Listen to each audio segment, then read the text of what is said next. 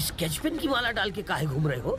हर sketch pen की कहानी है। तो सुनाओ। अगर हर स्केच पेन से मैं स्केच करूं तो हाथ काट देता हूँ। अगर काले वाले से स्केच करूं तो समझो आदमी की टांगे गई। और जब लाल स्केच पेन से स्केच करता हूँ तो सर धड़ से अलग समझो। ओहो, गोपी, तुम अपनी टैलेंटवा से ढेर सारा रुपया कमा सकते हो, फिर भी ये उधार के स्कूटर पे घूम रहे हो। ये स्कूटर मेरा है। तो चला कौन रहा था? मेरा ड्राइवर। स्कूटर चलाने के लिए भी ड्राइवर?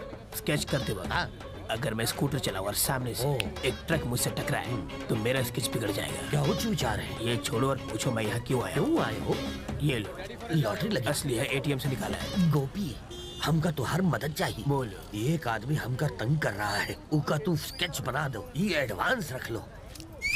ओके, बार बार फोन करके तंग मत करना, कंटिन्यूटी टूटती है। ओके, अब देखते हैं क्या करता है। ये क्या किया अंकल? उसे 500 रुपए वापस दे दिए। अरे ये हर बार अपने डींगे हाँकते रहता है कि इसका स्केच हमने बनाया है, इसको मौत के घाट हमारे स्केच ने उतारा है। अगर ई बार इसकी बात गलत साबित हुई तो हम इसका दीवार में चुनवाई दे। वो कैसे? व्हाइट सीमेंटवा से।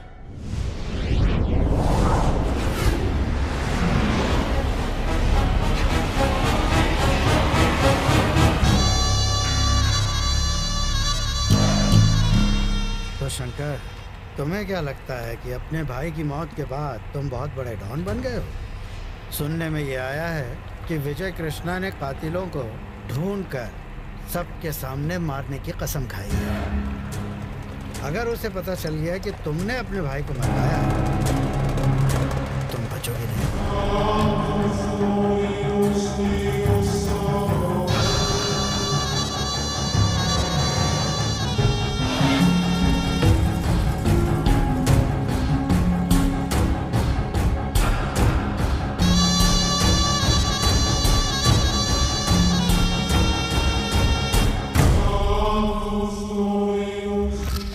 किसने कहा कि मैंने अपने भाई को मारा है? मैंने अपने बाल धूप में सफेद नहीं किए। कौन क्या है, क्या कर सकता है, ये बात मैं बहुत अच्छी तरह समझ सकता हूँ। मुझे इतना नादान मत समझो। खैर, ये सब जाने दो शंकर, बस मेरी बात को ध्यान से सुनो। इस शहर में विजय कृष्णा का नेटवर्क बहुत ही कमाल का है। जानते हो, वो तुम्हारे भाई के 2 कातिलों को ढूंढ के उन्हें मार तक चुका है। अगले कातिल को भी वो बहुत जल्दी ढूंढ लेगा। अगर उसने उसकी आंखों में आंखें डालकर पूछा कि काली को किसने मरवाया है और उसने बता दिया कि तुम उसकी मौत के लिए जिम्मेदार हो, तो ये विजय कृष्णा दंदनाता हुआ तुम्हारे घर में घुस के बिना किसी सवाल जवाब के तुम्हें मौत के घाट उतार देगा। उसे रोकने का कोई तरीका? देखो बेटा शंकर, तुमने जितने पटाखे फोड़े हैं, मैंने उससे कहीं ज्यादा दिवालियां मनाई हैं। अगर तुम चाहते हो कि विजय कृष्णा के हाथ तुम्हारे गले से दूर रहें, तुम्हें खुद को उसकी पहुंच से काफी ऊपर उठाना होगा। और ये करने का सिर्फ एक ही तरीका है, राजनीति। मुझे पॉलिटिक्स का कोई शौक नहीं। जिंदा रहने का तो है। हाँ, बैठो। शंकर, सबसे पहले तुम्हें वर्कर्स और स्टूडेंट यूनियंस के साथ एक मीटिंग करनी होगी। उन्हें भरोसा दिलाना है कि उन्हें तुम्हारे साथ की बहुत जरूरत है। उन्हें धमका के नहीं, बल्कि दिल जीत के अपनी तरफ करो। तुम खुद उन सब की ताकत बनो। और अब बताता हूं आगे का प्लान।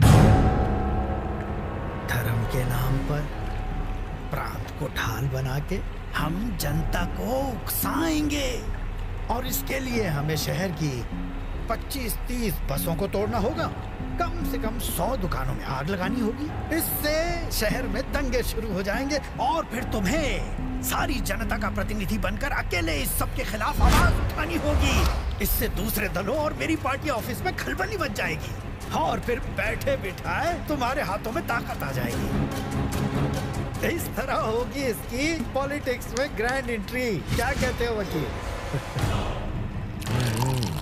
पियो पियो, तुम्हारी नई जिंदगी की शुरुआत के नाम। बात करके देखता हूं।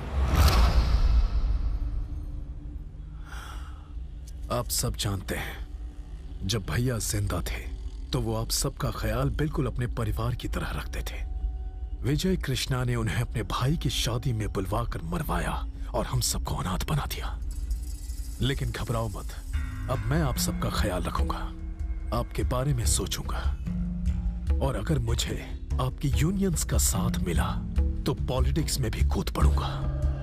अगर आपने मुझे जिताया तो मैं वादा करता हूं कि मैं आपकी यूनियंस के लिए लड़ूंगा, आपकी यूनियंस को बहुत ताकतवर बना दूंगा।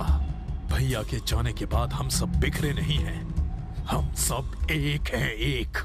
मेरी बात सुनो शंकर, मुझे नहीं पता तुम दोनों के बीच क्या झगड़ा चल रहा है, पर इतना जरूर जानता हूं कि अगर हमें कोई परेशानी होती तो हम काली भाई के पास जाते, वक्त होता तो भाई खुद आते, वरना विजय कृष्णा को मदद के लिए भेजा करते थे। अब वो नहीं रहे तो तुम पॉलिटिक्स की बात कर रहे हो। हर जगह ये अफवाह है कि विजय कृष्ण ने काली भाई का खून करवाया है। जब तक हमें सच का पता नहीं चलता, आप हमें अपने तरीके से काम करने दीजिए शंकर जी। आपने अपना प्लान हमें बता दिया, हम जाकर अपने साथियों से इसके बारे में बात करेंगे। सबका जो फैसला होगा आपको बता दिया जाएगा। अब हम चलते हैं।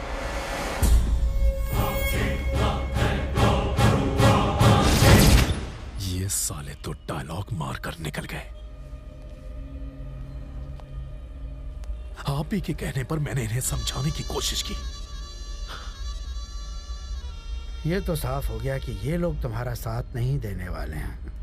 अब ये लोग जाके सीधा विजय कृष्ण से मिलेंगे। तो अब चलो उठो यहाँ से, चलो। तुम सब में काशी कौन है? मैं हूँ। शंकर भाई ने तुझे बुलाया है, जल्दी चल। शंकर के बुलाने पर मैं क्यों आऊँ? ये तेरे लिए अच्छा नहीं होगा। हेलो, हमने हाथ में चूड़ियां नहीं पहन रखी। हम सबका लीडर शंकर नहीं है, विजय कृष्णा है। जाके बोल दो उसे। अगर तुमने शंकर भाई का कहा नहीं माना तो कुत्ते की मौत करोगे तुम और तुम्हारा विजय भाई।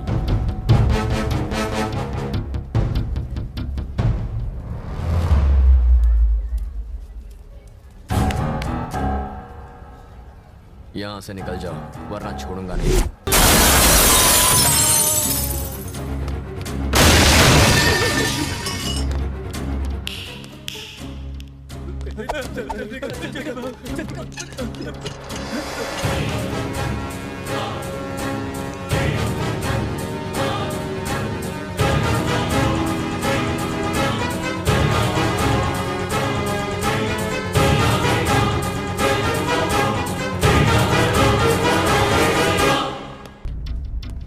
शिवा, तुम लोग बाहर जाओ। शिवा, तुमने कॉलेज में शंकर के आदमियों को क्यों मारा? भैया, वो मेरे कॉलेज में आकर आपको भला बुरा कह रहे थे और आप पूछ रहे हैं मैंने उन्हें क्यों मारा? तुम्हें हम दोनों के बीच पड़ने की कोई जरूरत नहीं है शिवा। ये बात कान खोल कर सुनो तुम। शिवा, हमारे पिता की मौत यूनियन के झगड़े की वजह से हुई थी। उस वक्त काली भाई ने ही मुझे सहारा दिया। उन्हीं की वजह से मैं ऐसी जिंदगी जी रहा हूं। उन्हें इज्जत देने के लिए मैं कभी उन्हें मना नहीं कर सका। मेरे पास और कोई रास्ता नहीं था। पर तुम इस लफड़े में क्यों पड़ते हो? मैं मजबूर था शिवा। तुम सिर्फ पढ़ाई करोगे, ये सब मैं संभाल लूंगा। समझ गए? अब जाओ।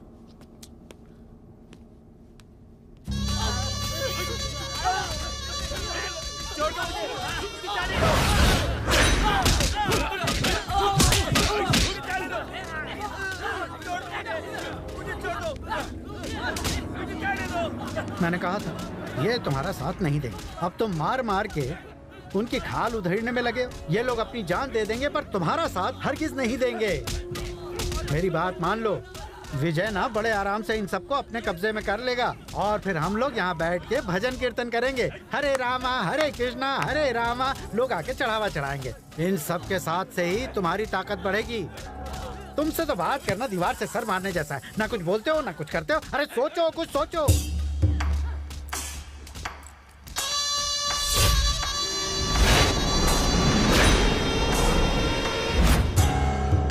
मेरा भाई जब मेरे लिए सिर दर्द बना तो मैंने उसे रास्ते से हटा दिया। आखिर ये विजय कृष्णा क्या चीज है? वो विजय कृष्णा यूनियंस के सामने हीरो बनने के सपने देख रहा है। उन्हीं यूनियंस के सामने मैं उसे अपनी असली ताकत दिखा कर रहूंगा। गुंडागिरी और पॉलिटिक्स रेल की दो पटरियों की तरह है। वो चलती तो जरूर एक साथ है, पर कभी मिलती नहीं। अगर वो मिली तो ट्रेन नीचे गिर जाएगी। एक बात याद रखना, हर चीज का एक सही वक्त होता है। रमन जी, देखते जाइए कैसे हिसाब चुकता करता हूं।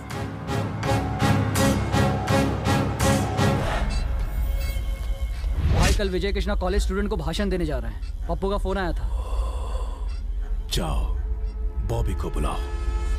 इस तरह अचानक क्यों बुलाया? सुन बॉबी, मुझे तेरी मदद चाहिए। ये बताओ किससे लुढ़काना है? इस बार तुझे लुढ़काना है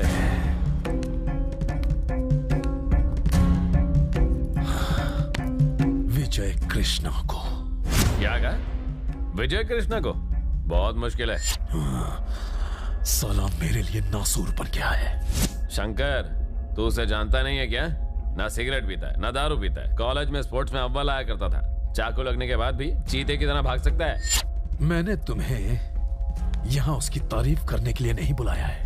जो कहा है बस वो करो। शंकर भाई, वो कोई बच्चा नहीं है। उसे मारना जितना आसान लगता है उतना है नहीं। वो अकेला ही हम जैसे 10-10 मुस्टंडों को ढेर कर सकता है भाई। ये रिस्क हम हरगिज नहीं ले सकते।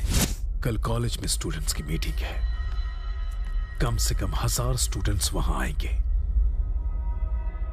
मौका देखते ही काम को अंजाम दे दो। तू क्या बोलता भाई? अगर हम चाकू पर जहर लगाकर उसको मारें तो एक ही वार में उसका काम तमाम हो सकता है। फिर भी वो बच गया तो अपना राम नाम सत्य। तेरे भाई को मारने के पैसे भी तूने अब तक नहीं दिए। पहले वो दे, उसके बाद सोचेंगे इसका क्या करना है। तूने उसे खत्म किया और तेरा सारा हिसाब चुकता। चल भाई, काम पे लगते हैं। नमस्ते भाई। नमस्ते भाई।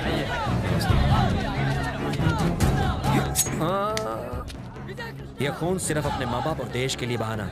ये इतना सस्ता नहीं है कि इसे ऐसे ही बहा दो। विजय कृष्णा